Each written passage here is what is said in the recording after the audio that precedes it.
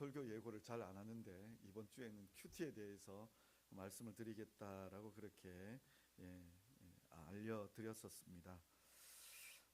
그러면서 뭐 본문을 어느 본문을 볼까, 묵상에 대한 본문 이러면 딱 떠오르는 게 시편 1편 2절과 또 여호수아서 1장 8절의 말씀이 제일 먼저 떠오릅니다. 뭐 1편 2절 같은 경우 그 여호와의 오직 여호와의 율법을 즐거워하여 그의 율법을 주야로 묵상하는 도다라는 이 구절이죠. 그래서 묵상이란 단어가 나오죠. 또 여호수아 1장 8절에 보면 이 율법책을 내 입에서 떠나지 말게 하며 주야로 그것을 묵상하여 그 안에 기록된 대로 다 지켜 행하라. 그리하면 내 길이 평탄하게 될 것이며 내가 형통하리라라는 그 구절이죠. 어느 뭐 말씀할까 하다가 갑자기 불현듯 이 에스겔 37장이 제게 다가왔습니다. 37장을 이렇게 또 말씀을 읽고 묵상을 하다가 정말 우리에게 필요한 말씀이다라는 생각이 들었어요. 오늘 이 에스겔 37장의 말씀은 에스겔서 중에서도 아주 유명한 구절입니다. 마른 뼈 환상 이러면 에스겔 37장 뭐 이건 너무나 유명한 부분이죠. 참 이 부분을 보면서 무슨 생각이 들었느냐, 이 마른 뼈에 대한 환상을 에스겔에게 보여주셨습니다. 여기 나오는 마른 뼈는 이미 죽은 지가 오래된 그러한 사람의 뼈를 두고 이야기하고 있습니다. 우리는 지금 현재 장례 방식이 주로 매장이죠. 그래서 매장이나 또 최근 들어는 대부분 화장하고 있죠. 근데 혹시 골장제라는 이 장례 제도를 들어보신 적이 있습니까? 우리 옛날 고대 그 한국사 시간에 보면 뭐 부여, 옥저, 동해 뭐 이러는 나라들 있을 때 보면 거기에 뭐 골장제라는 단어를 우리가 들어보셨을 겁니다. 근데 우리 그때 시절에는 무조건 외웠죠. 골장제가 뭔지도 모르고 외웠었습니다. 골장제라는 게 딴 게 아니라 그냥 사람 시신을 이렇게 이제 죽음을 맞이하게 된 시신이 있다면 그 시신이 부패되도록 그냥 내버려 둡니다. 그래서 살이 다 썩어서 사라지고 이제 뭐가 남습니까? 뼈가 남으면 그 뼈로 장례를 지내는 게 골장제입니다. 그와 유사한 방식이 바로 이 고대 이스라엘 사회가 이런 골장제의 장례 제도를 치르고 있었다라는 것을 우리가 생각해 볼 수 있습니다. 그래서 우리가 부활절날 이렇게 살펴보면 예수님의 그 무덤을 설명할 때에 뭐 큰 거실 같은 공간이 있고 여러 방들이 있고 그 중에 큰 방에 가보면 거기에 이제 죽은 지 얼마 안 된 시신을 미이라처럼 그렇게 보관하고 있고, 그것이 이제 다 썩어 시간이 어느 정도 시간이 지나서 다 썩어지면 거기에서 뼈를 수습해서 뼈만 있는 뼈방이라고 해야 될까요? 그 방으로 이렇게 이제 다 모아두게 되어지죠. 어찌 보면 이것이 골짜기로 되어져 있습니다. 뼈들이 다 모여 있는 골짜기입니다. 여기에도 특별히 마른 뼈라고 이야기하고 있습니다. 죽은 지 오래되었고 그 뼈들도 이제 다 말라서 어찌 보면 참 잡으면 바스러질 것 같은 아주 건조한 그러한 마른 뼈, 그 뼈를 보고 하나님께서 에스겔에게 명령하기를 뭐라고 이야기하는가 하면 이 뼈들이 살아나겠느냐? 살아나겠습니까? 이미 죽은 지가 오래되어졌고 장례가 다 끝났고 다 끝나서 뼈끼리 모아두었고 그 뼈들 중에서도 오래된 뼈라고 보시면 됩니다. 그런데 이 뼈 보고 살아나겠느냐라고 이렇게 에스겔에게 하나님께서 질문을 던지셨습니다. 에스겔이 선뜻 대답 못하죠. 주께서 아시나이다 라고 대답하는 것은 이건 이 대답 잘못하면 안 되겠다라는 그 생각이죠. 그죠? 하나님께서는 하실 수 있습니다. 그런데 저는 보니까 도저히 안 될 것 같습니다. 불가능합니다. 그래서 교묘히 답을 좀 피해 나가려고 하죠. 그렇게 주께서 아시나이다 라고 얘기하는 그 말 속에는 우리 사람들의 생각은 안 된다라는 생각이 딱 갇혀 있는 거죠. 근데 하나님께서 그 안 된다라고 생각하는 그 에스겔에게 너가 대언해라. 대언이라는 말은 나 대신 말해라. 무슨 말을 하라고요? 거기 나와 있는 대로 그 뼈 보고 살아나라고 이야기하는 거죠. 마른 뼈들아, 너희 마른 뼈들아, 여호와의 말씀을 들을지어다. 여호와의 말씀을 들을지어다. 그 뼈들아 살아나라고 그렇게 얘기하는 거죠. 근데 그 하나님의 말씀의 내용이 뭐냐 하면 그렇게 살아나라고 이야기하면 그 뼈들에게 근육이 붙고 살이 채워지고 그리고 가죽이 그 피부가 덧입혀지게 되어지는 거죠. 근데 거기에서 살아나느냐? 실은 제가 더 읽어야 되는데 그냥 6절까지만 읽었습니다. 근데 그 뒤로 가보면 생기가 불어넣어져서 그곳에 이제 진짜 하나님의 군대가 되어지죠. 이스라엘의 군대가 되어집니다. 죽은 뼈들이 살아날 것이라고 생각도 못했고 그 죽은 뼈들이 살아나서 하나님의 군대가 될 것이라고는 더더욱 생각도 못하는 거죠. 근데 바로 그와 같은 환상을 에스겔에게 보여주시고 하나님께서 말씀 주시는 말씀이 뭐냐 하면 그 11절까지 내려가 보면 그 마른 뼈들이 누군가 하면 바로 너희 이스라엘이다라고 그렇게 말씀을 하고 있습니다. 지금 이 시대에 이 말씀을 우리가 우리에게로 한번 적용시켜 본다면 우리의 신앙이 바로 이와 같은 마른 뼈와 같은 존재들입니다. 우리가 풍성히 하나님의 성령의 은혜들을 경험하고 살고 계십니까? 우리 성령 그러면 그 물이나 혹은 아니면 기름으로 비유되어지기도 합니다. 기름기가 있으면 이 지방이 있으면 이게 좀 뭔가 좀 이렇게 윤택해 보이죠. 윤택해 보이고 뭔가 좀 넉넉해 보이고 이 좀 바스러질 것 같진 않죠. 지금 여기에 우리의 삶을 이렇게 돌이켜 보면 지금 이 시대는 그야말로 성령이 메마른 시대입니다. 갈급한 시대입니다. 우리 존재 자체가 매우 메말라 있는 수분이 다 증발해버린 바스라져가는 그런 뼈들과도 같은 존재들입니다. 우리가 정말 하나님의 은혜를 경험하고 풍성하게 살아간다면 우리는 마치 윤택한 살아있는 그러한 그 믿음의 은혜들을 경험하며 살 것입니다. 그런데 선뜻 내가 그와 같이 살고 있다라고 말씀하지 못할 것입니다. 우리가 지금 메마르고 있기 때문입니다. 여기 이스라엘 백성들의 그 환상의 모습이 메마른 뼈가 아니라 우리 자체가 지금 메마른 뼈들과 동일한 존재들입니다. 그러면서 우리는 이야기합니다. 믿음은 믿음이고 우리의 삶은 우리의 삶이라고. 그래서 우리가 여러 가지 소망이나 비전을 꿈꾸고 있지만 그건 우리가 할 수 없는 일이다라고 저만치 멀리 내버려 두고 있죠. 우리 교회는 작습니다. 우리 교회적으로 얘기하자면 우리 교회는 작습니다. 작은 우리 교회가 선교하자, 이웃을 구제하자, 또 다음 세대를 위하여 무언가 인프라를 구축하자,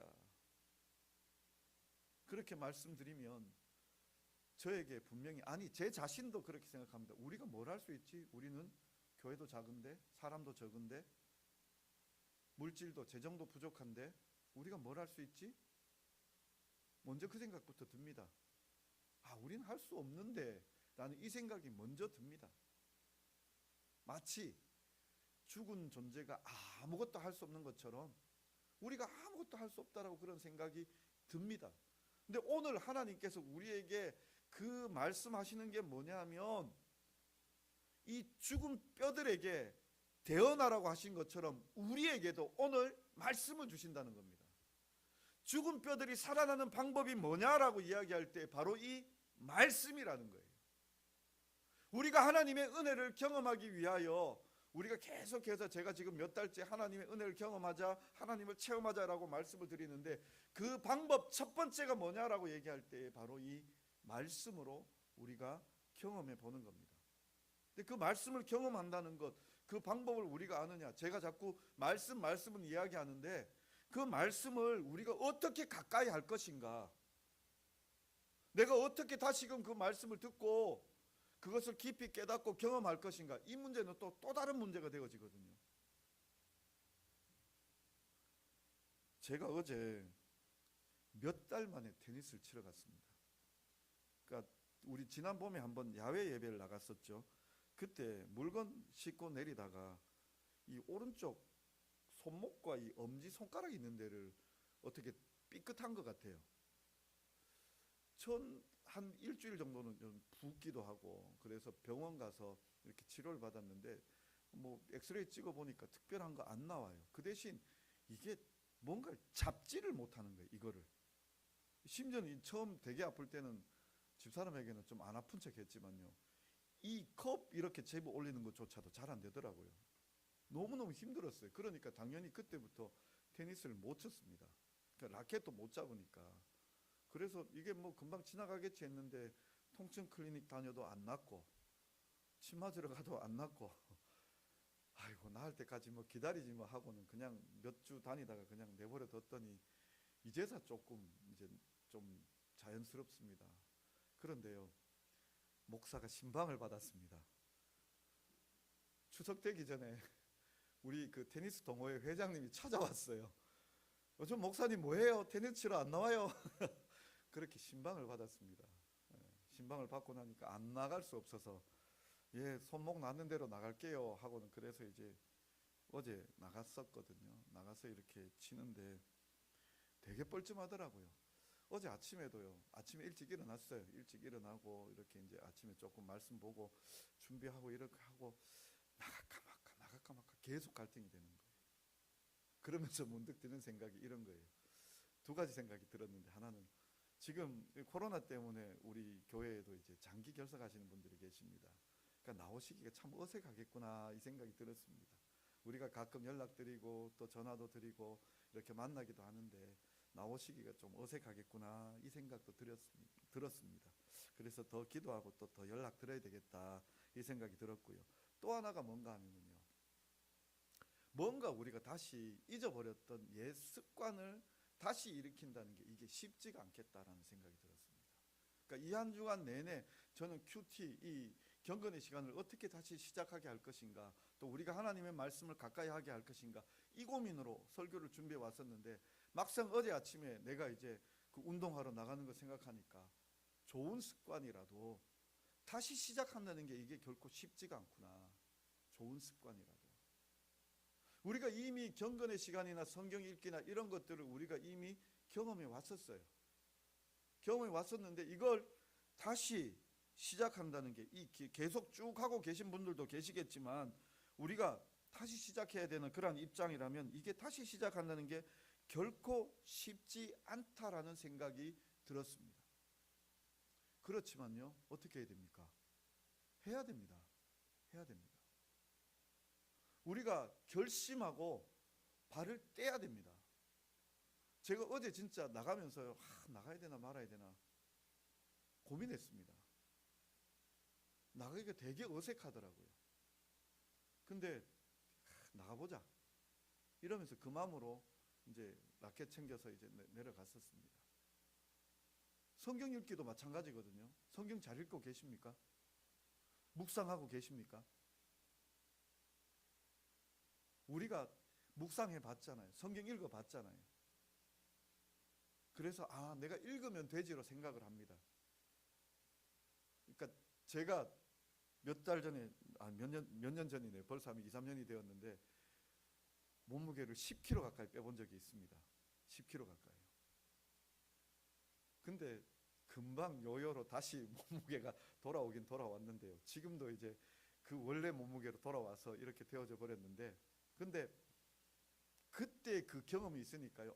나는 몸무게 빼는 거 뭐 해보면 되지 뭐 이 마음이 있는 거예요. 근데 문제가 뭐냐면 시작을 안 한다는 게 문제죠.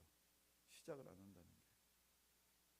성경 읽어야 되는 줄 알아요. 묵상해야 되는 줄 알아요.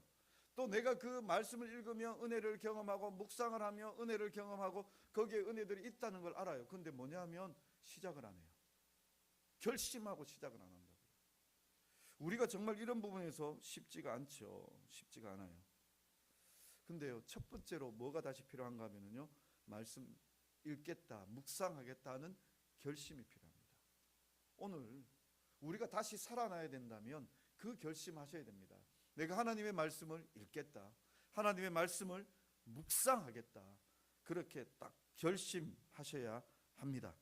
그 다음 두 번째로 우리가 생각해 볼 것이 무엇인가 하면요, 이제 그 말씀을 묵상한다라는 단어로 가보면요, 앞서도 제가 읽어드린 대로 여호수아 1장 8절 이 율법책을 내 입에서 떠나지 말게 하며 주야로 그것을 묵상하여, 주야로 그것을 묵상하여.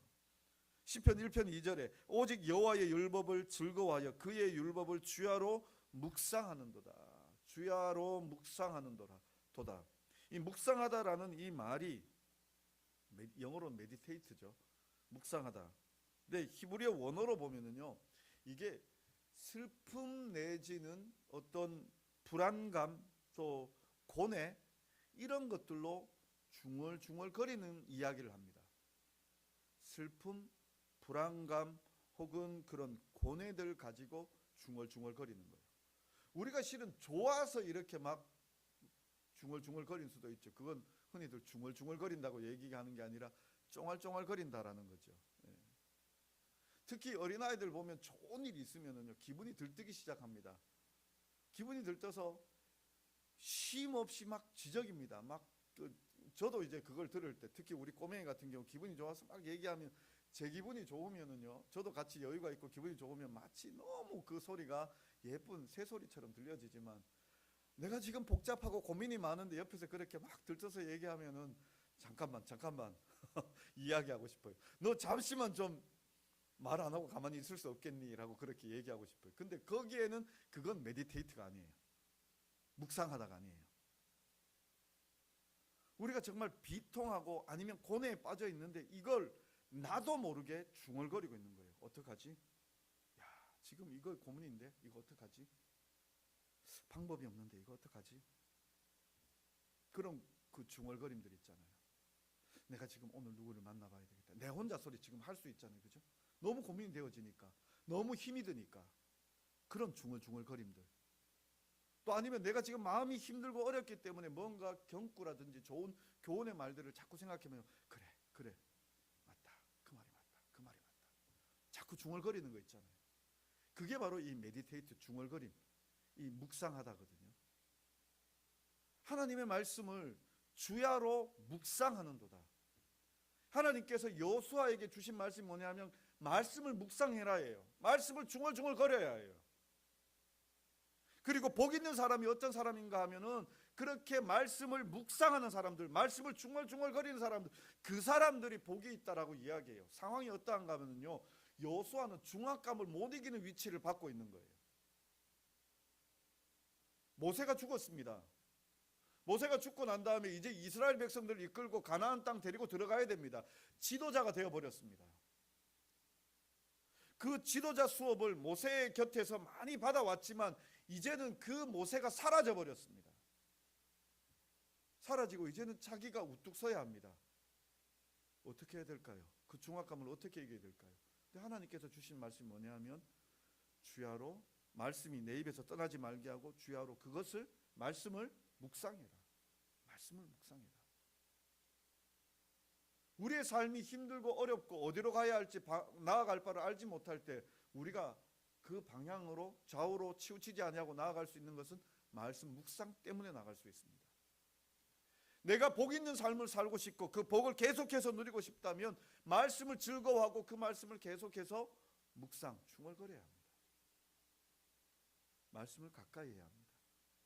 말씀을 늘 보아야 합니다. 묵상한다는 것은 계속 그 말씀을 생각하는 거죠. 그런 의미에서요, 큐티 잘하는 방법이 있습니다. 이 경건의 시간 잘하는 방법이 있습니다. 그건 뭔가 하면은요, 말씀을 읽는 겁니다. 말씀을 읽어야 됩니다. 근데 우리가 말씀을 큐티라 그러면 이제 어느 일정한 본문, 분량의 본문이 있고 그 본문을 보게 되는 거죠. 근데 우리는 마음이 급해요. 특히 저도 상당히 급하거든요. 근데 말씀을 읽을 때 어떻게 읽는가 하면 대충 읽어요. 한두 번 읽고 아 그래 이 말씀이지 하고 넘어가 버릴 때가 정말 많습니다. 제가 어릴 때 저희 아버지께서 공부 눈으로 하지 말아라 그러면서 참 많이 말씀하셨어요. 예, 그때는 뭐 이렇게 집에 회초리도 좀 있으셔서 제가 딴 생각을 많이 했던가 봐요. 그럼 아버지가 어느 순간 뛰어와서 머리 탁 때리시거든요. 그러면서 제발 손으로 공부해라라고 그렇게 말씀하셨어요. 산수 공부도 손으로 해야 되고 국어 공부도 눈으로 하지 말아야 된다라고 그렇게 얘기했어요. 산수는 이렇게 풀어보라는 거죠. 손으로 풀어보라는 거죠. 이제 더하기 빼기 눈으로 딱 풀 수 있잖아요. 그죠? 그 뭐 더하기 빼기 올림 안 하고 이렇게 하다가 보면 그냥 암산하다가 보면 이게 틀린 수가 나오죠. 그럼 아버지가 계속 꼭 지적하셨던 게 너 손으로 풀라 그랬는데 왜 손으로 안 풀었느냐 그렇게 얘기하시고요. 또 받아쓰기나 또 아니면 읽기 문제들, 국어 문제들 잘못되어져 있으면 아버지께서 말씀하셨던 게 너 왜 눈으로만 읽었느냐. 국어책 읽을 때는 입으로도 읽어라, 말로도 읽어라 라고 그렇게 계속해서 말씀해 주셨어요. 제가 이 경건의 시간, 저도 물론 경건의 시간을 근 20년 30년 가까이 해오고 있지만 그 시간들 잘하는 방법, 제가 터득한 게 뭔가 하면요, 성경을 읽는 거예요. 뭐로? 입으로요. 그리고 제가 우리 그 큐티에 대해서 얘기하라면 꼭 당부드리는 게 적어도 한 본문 10번 이상 읽으시라고 그렇게 말씀을 드려요. 최소한 5번은 입으로 읽으라고 이야기해요. 오늘 말씀 이 37장 1절부터 6절까지라면 이걸 본문으로 묵상하고 있다면 적어도 5번은 입으로 읽으세요.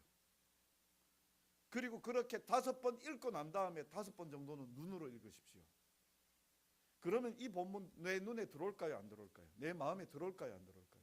마음에 들어옵니다. 마음에 들어왔다는 증거가 뭔가 하면요, 이 내용이 뭔지 대충 압니다. 그리고요, 반대로 그 본문에 대하여 질문이 던져집니다. 질문이요. 왜 이렇게 말씀하셨지? 왜 마른 뼈에다가 말씀하고 계시지? 왜 에스겔에게 야 살아나겠느냐, 왜 이 질문 하셨지? 그런 질문들이 보입니다. 그런데 그 질문들이 보이면 묵상이 시작되는 거죠. 왜? 그러면 그 말씀을 좀 더 고민하거나 혹은 찾아보다가 그 말씀이 깨달아지면 내게 교훈이 되어져요. 아, 하나님께서 내게 원하시는 게 이거구나, 내게 말씀하시는 게 이거구나 알게 되는 거죠. 근데 우리가 뭘 하고 있는가 하면 안 읽어요. 한 번 읽고 2번 읽고 한 3번 정도 읽으면 내 대충 알아, 이 내용 알아, 그렇게 하고 넘어갈 때가 있어요. 말씀을 여러 번 읽으셔야 큐티 잘 하실 수 있습니다. 묵상의 은혜를 경험하실 수 있습니다. 그렇게 메디테이션 하셔야 됩니다. 웅얼웅얼 거리셔야 됩니다. 입으로 말씀을 읽으시고 또 읽으셔야 됩니다. 그렇게 내 입에서 말씀이 떠나지 않을 때 우리는 묵상의 은혜를 깊이 경험할 수 있습니다. 그 다음 2번째는요, 그렇게 읽을 뿐만 아니라 2번째는요, 우리가 이 큐티를 하다 보면 잘못된, 물론 큐티를 우리가 이렇게 쉽게 그 동기부여를 받기 위해서 많은 사람들이 큐티에 은혜 받은 증언, 그 간증들을 하시죠. 그런 간증들을 듣다가 보면 하나님께서 나를 이렇게 말씀으로 인도해 주셨습니다. 뭐 중요한 결정 사항이 있을 때 하나님께서 이런 말씀 주셔서 내가 올바른 선택을 했습니다. 뭐 이러면서 우리가 그 간증을 듣게 되어지죠. 그래서 우리가 그런 간증 듣다가 보니까 마치 이 큐티를 무슨 말씀으로 보는가 하면 내 나아갈 바를 어디로 이끌어 주시는지 용한 점장이 만나듯이 말씀을 보는 경우들이 있습니다. 하나님 오늘 어떻게 해야 될까요? 그래서 이제 짠 펴는 거죠. 짠 펴서 이렇게 딱 보고 난 다음에 잘 모르겠어요. 그러면 이제 새로 또 펴야죠, 그죠? 새로 또 펴서 또 봐도 모르면 나올 때까지, 그래라도 나올 때까지라도 보게 되면 괜찮은데 한 서너 번 하다가 오늘은 하나님께서 내게 말씀 안 하시는갑다 하고 탁 접어버리죠. 더 이상 안 보잖아요. 근데 실은 이 큐티에 대해서 그렇게 인도하는 것에만 포커스가 있는 게 아니라 정말 원칙적으로 큐티를 제대로 잘하기 위해서는요, 무슨 말씀을 가지셔야 되는가 하면요, 내가 오늘 하나님 앞에 책망 듣겠다라는 마음의 가짐으로 말씀을 오셔야 됩니다. 책망 받겠다. 하나님의 말씀을 들으면서 그 말씀에 내가 꾸짖음을 듣겠다라는 거예요. 디모데후서 3장 16절에 보면 하나님의 말씀에 대하여 우리가 그 말씀이 우리에게 주는 영향력이 어떠한가라고 얘기할 때 말씀은 우리를요 교훈하고 책망하고 바르게 하고 의로 교육한다라고 그렇게 기능을 설명하고 있습니다. 교훈이 뭡니까? 너 그러면 안 되는데 하는 게 교훈이죠. 너 그러면 안 되는데 이게 바른 길이야 라고 그렇게 보여주는 거죠. 그리고 교훈을 보면서 우리가 깨닫는 게 뭐죠? 아, 내가 이 교훈에, 이 바른 길에서 벗어나 있구나. 그 교훈을 통하여 우리가 깨닫게 되는 게 책망이잖아요. 내가 틀렸구나. 그 다음 그 책망 다음에는요, 이제는 되돌아가야죠. 어디로 돌아갈지를 그 교훈이 우리에게 이끌어주는 거고, 바르게 하면요, 마지막에 그 바르게 하면, 그 바르게 하고 난 다음에 거기에서 의로 교육하는 것은 그 길을 계속 가라고 우리에게 다시 한 번 더 당부하고 있는 거죠. 하나님의 말씀이 우리에게 인도자가 되어주지만 그 인도하는 포커스보다는 우리에게 주는 게 뭔가 하면 책망의 말씀을 주십니다. 묵상하면서 하나님께서 오늘 나에게 어떤 말씀으로 인도해 주시는가가 아니라 오늘 나에게 어떤 것으로 책망하시느냐, 교훈하시느냐, 가르쳐 주시느냐, 이걸 보셔야 합니다. 그래서 내가 하나님의 말씀을 떠나고 있고 잘못되어지는 부분들이 있다면 그 부분을 잘라낼 수 있는 우리들이 되어져야 한다라는 거죠. 그래야만 이 큐티가, 묵상이 깊어질 수 있습니다. 우리가 하나님의 말씀을 못 받는 이유가 뭔가 하면 나는 괜찮다라고 생각을 하는 거예요. 나는 괜찮다라고. 우리 정말 틀리거든요. 제가 그 야구 얘기를 가끔 이렇게 운동을 설명을 드리는데, 제가 감독님들 중에는 그 김성근 감독님을 그렇게 좋아 안 해요. 왜냐하면 제가 좋아하는 이만수 감독님을 핍박했기 때문에 덜 좋아해요. 근데 그분을 싫어할 수 없는 이유, 덜 좋아하는 게 맞겠죠. 이제 싫어할 수 없는 이유가 뭔가 하면은요, 그에게서 정말 전문가다움이 나와요. 전문가다움이. 아랫게도 이제 잠깐 밥 먹는 시간에 텔레비전 틀었다가 요즘 그 최강야구라는 그 프로그램 있죠. 버라이어티 프로그램 있죠. 야구 가지고 예능하는 그 프로그램 있잖아요. 거기 보는데 김성근 감독이 한마디 하더라고요. 투수를 보고. 쟤는 잘 던질 때 어떤데 못 던질 때는 이렇다라고 얘기를 하더라고요. 투수가 올라가서 그렇게 던지고 있는데, 물론 은퇴한 투수라서 이제 더 이상 좀 다시 현역으로 복귀한다 이런 건 없겠지만, 자기가 함께했던 선수도 아니지만 그 선수를 보면서 딱 지적해내는 거예요. 어디가 틀렸다, 뭔 자세가 틀렸다. 우리가 보기에는 똑같은 자세로 던지고 있는 것 같은데 그 감독의 눈에는 지금은 틀렸고 지금은 맞고 이걸 구별해내는 거예요. 그 프로 선수가 얼마나 많이 공을 던졌고 이제 그렇게 많이 던지고 난 다음에 현역에서 은퇴했겠습니까? 근데 그 선수의 습관, 자기 선수가 아니더라도 습관을 알고 있고 그 습관대로 보고 있고, 요때는 잘 던지고 요때는 못 던지고, 만약 그 선수가 그 감독의 그 지도를 받고 그래서 정말 자기의 잘못된 부분들을 고쳐 나간다면 정말 더 큰 선수, 더 대선수가 될 수 있었겠죠. 이미 시간은 좀 지났으니까, 예능이니까 더 편해서 그런지 몰라도 제가 거기서 딱 충격받는 게 뭔가 하면은요, 우리의 모습이에요. 우리의 모습이에요. 나 이만하면 됐어. 내가 말씀 이만큼 보고 있고 내가 이렇게 말씀 묵상하고 있고 내가 이렇게 적용하며 살아가고 있고, 그러면은요 더 이상 우리는 말씀이 안 들립니다. 안 보입니다. 다시 말하자면 내가 지금 이만큼 제대로 잘하고 있는데 하나님께서 나를 복 주시고 나를 좋은 데로 이끌어 주셔야 되는데 여기만 포커스가 있으면요, 우리는요 하나님의 말씀이 안 들립니다. 하나님, 저는 부족합니다. 온전치 못합니다. 나의 온전치 못한 모습이 어디에 있습니까? 하나님, 저를 비추어 주시옵소서. 책망하여 주시옵소서. 그렇게 나아가면 하나님께서 우리를 책망해 주십니다. 깨닫게 해 주십니다. 그러면 우리는요 바른 길을 갈 수 있습니다. 왜 바른 길을 가야 하는가 하면요, 그렇게 바른 길로 갈 때에 우리가 진짜 복을 누릴 수 있기 때문입니다. 사상 누각의 복이 아니라 정말 반석 위에 세워지는 복을 경험하게 되는 것이죠. 시간이 많이 갔지만 짧게 마지막 하나만 더 살피고 마치도록 하겠습니다.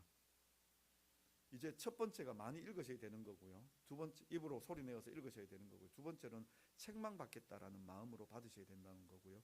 세 번째로는 뭔가 하면요, 이 큐티라는 작업이 그냥 일반적인 작업이 아니라 영적인 작업입니다. 하나님을 만나는 작업입니다. 하나님의 음성을 듣는 작업입니다.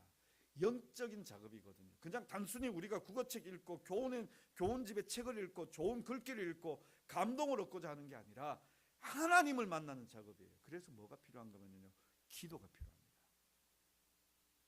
시작할 때에도 기도하셔야 됩니다. 하나님, 내가 말씀 앞에 나아갑니다. 나에게 말씀하여 주시옵소서. 내가 지금 이 하나님의 말씀에 집중하고 있습니다. 하나님, 내가 주의 음성, 나의 심령을 깨닫게 하시는, 나에게 감동 주시는 하나님의 음성을 듣게 해 주십시오. 기도하셔야 됩니다. 그리고 마무리하시며 그 깨닫게 하시는 그 교훈을 붙잡고 하나님, 내가 이 말씀대로 살겠습니다. 기도하셔야 됩니다. 이게 영적인 작업입니다. 그런 그 작업을 통하여 우리는 더 깊이 하나님을 체험할 수 있습니다. 하나님을 만날 수 있습니다. 아니, 만나시고요, 날마다 만나셔야 됩니다. 매 순간마다 만나셔야 됩니다. 그래서 그 은혜가 넘치도록 사셔야 됩니다. 마른 뼈가 아니라요, 우리가 정말 살아있는 생명이고 하나님의 군대가 되는 겁니다. 여기 우리가 이렇게 함께 모여 있지만요, 하나님께서 함께 해 주실 때 우리가 어떤 일을 벌일지 아무도 모릅니다. 아무도 모릅니다. 하나님만이 아십니다. 우리가 하나님의 말씀 앞에 더욱더 나아갈 수 있기를 간절히 소망합니다. 다시 한 번 더 요약을 드리자면, 오늘 결심하십시오. 이제 말씀 읽고 묵상하겠다. 그리고 많이 읽으십시오. 계속해서 반복해서 읽으십시오. 그리고 책망 받겠다는 마음이 되시고, 또 이것이 영적인 작업임을 알고 기도하시며 하십시오. 제가 그래서요, 급하게 큐티 책을 샀습니다. 제 사비를 들여서 샀습니다. 근데 많이 못 사고 10권을 샀거든요. 10권을 샀습니다. 가져가십시오. 늦게 가져가시는 분은 못 가져가실지도 모르겠습니다. 가져가십시오.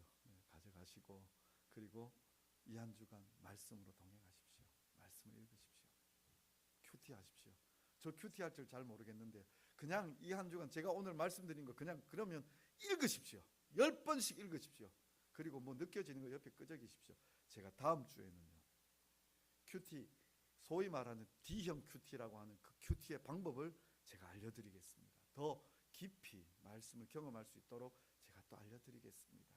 하나님 말씀 가까이 하는 우리 성도님들 되실 수 있기를 간절히 바랍니다. 기도하겠습니다. 사랑하는 주님, 마른 뼈 같은 우리가 살아나는 방법은 하나님의 말씀인 줄 압니다.